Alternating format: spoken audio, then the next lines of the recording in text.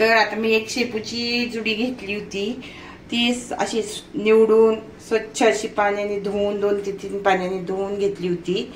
तर ती मी अशी एकदम बारीक कापून घेतलेली आहे. तुम्हाला काही संपूर्ण दाखवलेली नाही धुताना वगैरे, तर मी धुवून घेतलेली आहे. खूप माती निघाली त्याच्यामध्ये. मुगाची डाळ एक छोटी वाटी भिजवून घेतलेली आहे, एका वाटीला कमी आहे. छान अशी भिजवून घेतली आहे. अर्धा तास मी पाण्यामध्ये भिजत ठेवली होती.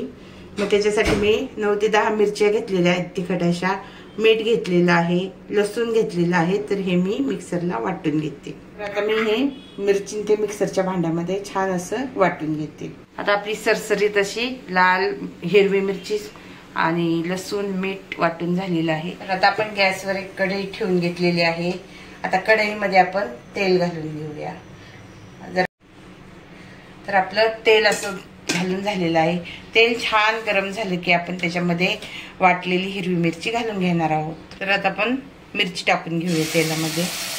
मिरची छान अशी मिरचीचा कच्चेपणा गेला पाहिजे अशी छान अशी परतवून घेऊ आपण.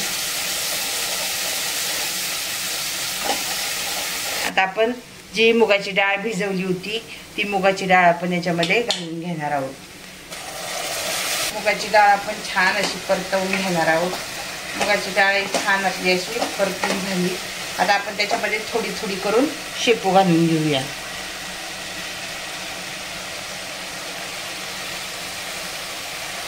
परत एवढी शेपू छान अशी आपण मिक्स करून घेऊया.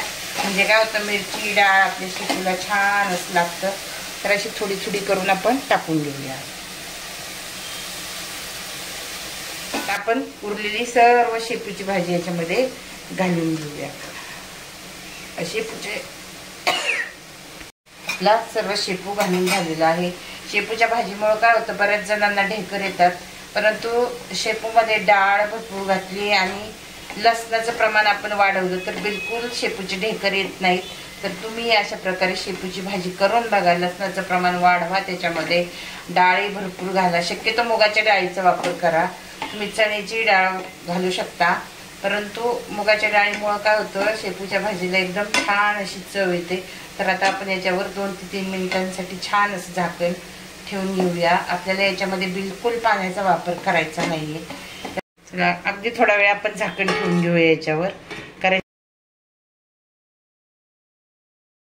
तर आपली भाजी छान अशी झालेली आहे. तुम्ही पाहू शकता, झाकण काढून घेतलं आहे. छान अशी भाजी वाफेवर शिजलेली आहे. तर आता मी गॅस बंद करते. आपली भाजी खाण्यासाठी रेडी झालेली आहे. तर ही मी मुलांच्या डब्यासाठी भाजी केलेली आहे.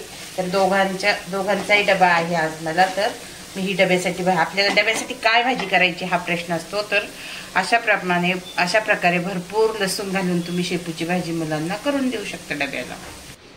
अशा प्रकारे आपली शेपूची भाजी खूप छान अशी झालेली आहे. तर खायलाही अशी खूप अप्रतिम अशी भाजी लागते. तर तुम्ही अशा प्रकारे शेपूची भाजी नक्की करून बघा, तुम्हाला खूप आवडेल. तर तुम्ही अजून माझ्या चॅनलला सबस्क्राईब केलं नसेल तर नक्की माझ्या चॅनलला सबस्क्राईब करा.